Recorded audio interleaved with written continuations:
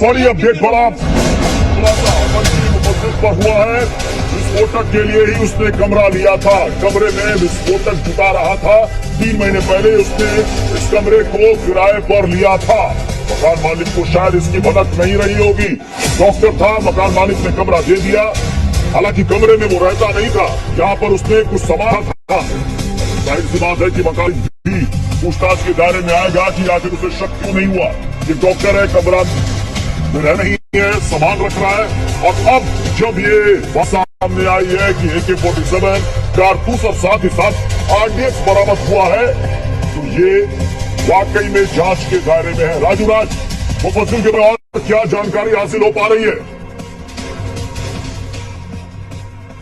देखिए, मुफस्सिल शकील के बारे में जो जानकारी मिल पाई है कि वो फरीदाबाद का धौज इलाका है। हाँ। और वहीं पर इसने मकान किराए पे लिया था और लगभग 3 पहले मकान किराए पे लिया था। और मकान मालिक को इस बात का कहा था कि इस मकान में वो अपना सामान रखेगा, बहुत ज्यादा कुछ रहना नहीं है, सिर्फ रखेगा।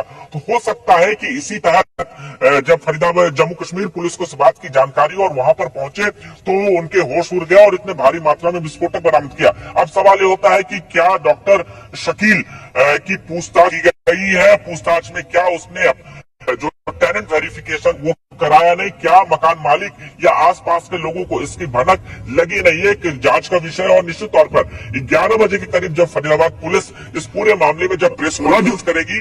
राजू राज, इस तरह की भी खबरें सारा है कि दिल्ली में RSS का मुख्यालय और आजादपुर मंडी इनके निशाने पर थी। इस तरह की खबरें आ रही है। देखिए, 2 चीजें हैं। RSS के लोग या फिर RSS का जो मुख्यालय है वो राजधानी दिल्ली में है, तो निश्चित तौर पर ये निशाने पर और हमेशा से आतंकियों के निशाने पर है, ये पहली बार नहीं है।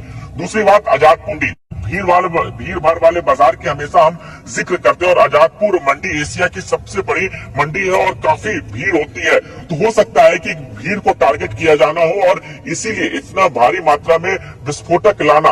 क्योंकि मैंने पहले बताया कि जहां तक इसके तार गुजरात, पश्चिमी उत्तर प्रदेश और दिल्ली NCR है, तो कहीं ना कहीं फरीदाबाद अभी रखा गया होगा, क्योंकि दिल्ली पुलिस काफी अलर्ट रहती है, खासतौर पर कार्रवाई है। हो सकता है इसीलिए फरीदाबाद को सेफ जोन में रखा हुआ। वहीं दूसरे उत्तर प्रदेश के कई ऐसे इलाके हैं जहां पर ATS काफी मुस्तैद है और पिछले कुछ महीनों से लगातार ATS बड़ी कार्रवाई कर रही है आतंकियों के खिलाफ, संदिग्धों के खिलाफ, चाहे वो सहारनपुर का इलाका हो या फिर पश्चिमी उत्तर प्रदेश के दूसरे जिले जहां से आतंकियों की गिरफ्तारी हुई। हो सकता है कि इसी एंगल से फरीदाबाद को बेस पॉइंट रखा गया होगा और वहां से ये खालिद भी हमारे साथ जुड़े हुए हैं। खालिद, पहुंचाया जाना। खालिद, ये नया पैटर्न है। जो डॉक्टर्स हैं पहले तो आसपास लोगों का विश्वास जीतते हैं, प्रैक्टिस करते हैं, और जैसा कि राजू राज ने भी बताया कि बहुत ही कम फीस लिया करते थे। और ऐसी स्थिति में शक भी इन पर नहीं होगा कि उनके उस केस में या उनके बैग में RDX भी हो सकता है। लोगों को लगेगा कि शायद स्टेथोस्कोप होगा या उनको लगेगा मेडिसिन होगी या फिर इंजेक्शन होगा। इसके अंदर तो RDX है। देखिए, बिल्कुल एक नया पैटर्न है, इसीलिए इसमें रेडिकलाइजेशन का बहुत बड़ा हाथ है, जो पिछले कुछ समय से लगातार POK या पार्टी से हैंडल्स कर रहे हैं। और इसमें अब ऐसे लोगों को जो रेडिकलाइज किया जा रहा है जिनमें सोशल मीडिया नेटवर्क पे पहले उनके प्रोफाइल से लगता है कि थोड़ा सा इनका झुकाव जो है रिलीजन की तरफ से है, और फिर उनको जो है धीरे धीरे रेडिकलाइज किया जाता है। और ऐसे नोबल प्रोफेशन, जो डॉक्टर जैसा प्रोफेशन जिसमें शक होना बहुत मुश्किल है, उनको उसके थ्रू ये मॉड्यूल बनाना एक बहुत बड़ी साजिश है। और इस पर जैसा आपने कहा कि शक बिल्कुल नहीं हो सकता है, क्योंकि अगर उसके डॉक्टर के बैग से छोटा सा पाउडर का पैकेट मिल सकता है तो आम आदमी समझेगा कि कोई दवाई है या फिर ये मेडिसिन में यूज होना है। तो जहाँ पे वो रहते हैं, डॉक्टर की हैसियत से रहते हैं, एक बहुत ही गुजरात से पकड़ गए आतंकियों को लेकर एक और चौंकाने वाला खुलासा हुआ है। आतंकियों ने लखनऊ स्थित RSS के कार्यालय की रेकी की थी। RSS कार्यालय का वीडियो बनाकर पाकिस्तान के आकाओं को भेजा था। ये जो 3 आतंकियों को ATS ने पकड़ा था, जिनके संबंध IS और ISI पाकिस्तान की खुफिया एजेंसी से थे, देखिए इनके बारे में क्या चौंकाने वाला खुलासा सामने आ रहा है। लखनऊ के आरएसएस कार्यालय की बकायदा इन्होंने रेकी कर रखी थी, वीडियो भी बनाया था और वो वीडियो पाकिस्तान के आकाओं को भेजा गया था। सपना हमारे साथ जुड़े हैं। सपना, ये देखिए इनके निशाने और इनके टारगेट पर क्या क्या थे, एक एक करके सारी बातें निकल रही हैं।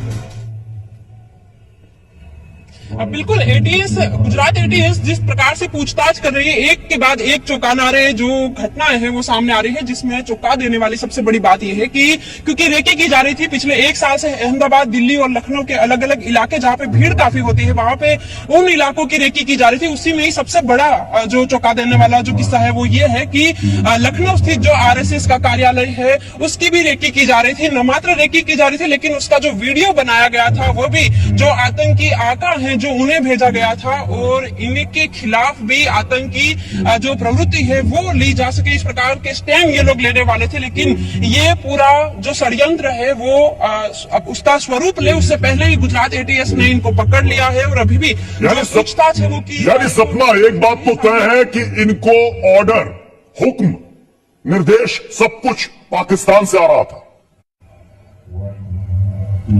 बिल्कुल यही सामने आ रहा है। अबू खलीजा जो अफगानिस्तान या तो फिर एटीएस गुजरात को ऐसा लग रहा है कि जो अबू खलीजा है जो टेलीग्राम से सैयद के साथ कम्युनिकेशन में था वो पाकिस्तान या फिर पाकिस्तान की बॉर्डर पे कहीं पे स्थित था, और वहीं से ही इन्हें जो ये तीन जो आतंकवादी है उन्हें कमांड दिया जाता था, और कमांड के जरिए ही इन्होंने लखनऊ आरएसएस का जो कार्यालय है उसका वीडियो बनाया। और तो खुफिया एजेंसियों की और सुरक्षा एजेंसियों की एक बड़ी कामयाबी इसे आप कह सकते हैं, लेकिन जल्दी से दर्शकों को समझाते हैं कि आखिर ये खुलासा कैसे हुआ।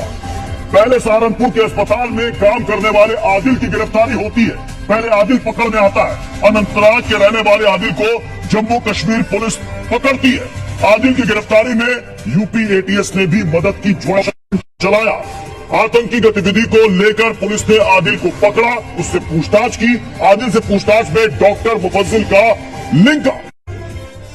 मुफज्जिल फरीदाबाद में किराए के मकान में रह रहा था। पहले आदिल की गिरफ्तारी, उससे पूछताछ, फिर मुफज्जिल ने भी जानकारी। डॉक्टर मुफज्जिल शकील भी कश्मीर का ही रहने वाला, दोनों ही दक्षिण कश्मीर के रहने वाले। मुफज्जिल ने विस्फोटक रखने के लिए ही कमरा लिया था, ऐसा सूत्र बता रहे। 4 राज्यों से आदिल और मुफज्जिल के कनेक्शन की जांच की जा रही है। कश्मीर, यूपी, हरियाणा और गुजरात कनेक्शन की भी जांच की जा रही है। सिर्फ इनका दायरा इन 4 राज्यों में था या इससे ज्यादा था, बड़ा था।